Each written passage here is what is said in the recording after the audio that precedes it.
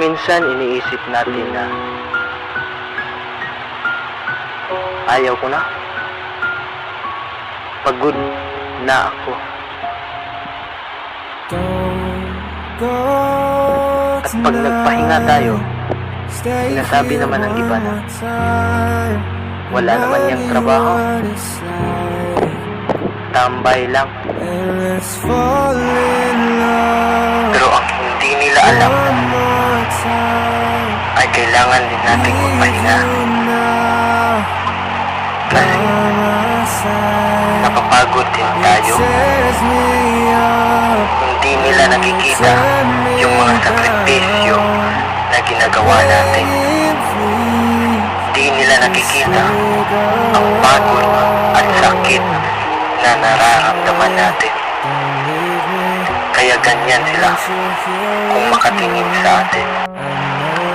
Pero huwag kang mawawala ng pag-asa. Magpahinga ka lang. Huwag kang matakot huminto. Magpahinga ka. Pero hindi ibig sabihin ay susuko ka.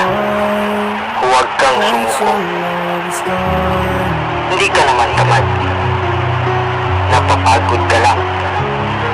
Napapagod ka sa kakaisip, sa kakasalo ng mga problema na hindi mo naman dapat pasan lahat.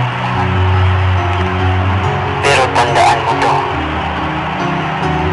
hindi kailangan mahaba ang dasal para marinig ka ng Diyos.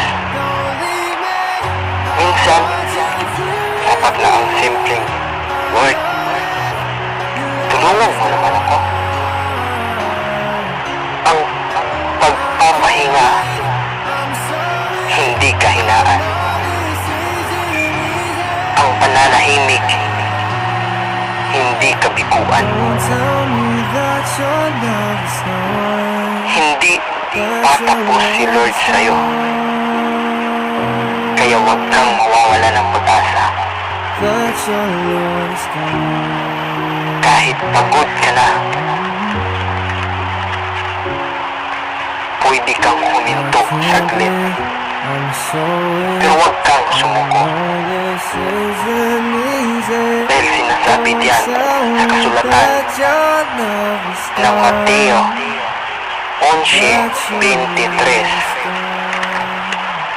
na lumapit kayo sa akin, kayong lahat na nahihirapan at nabibigatang lubha sa buhay, at kayo'y aking bibigyan ng kapahingahan.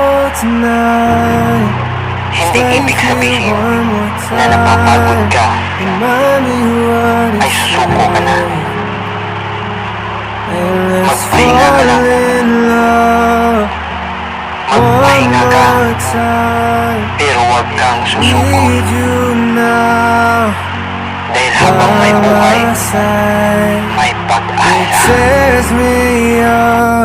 When you turn me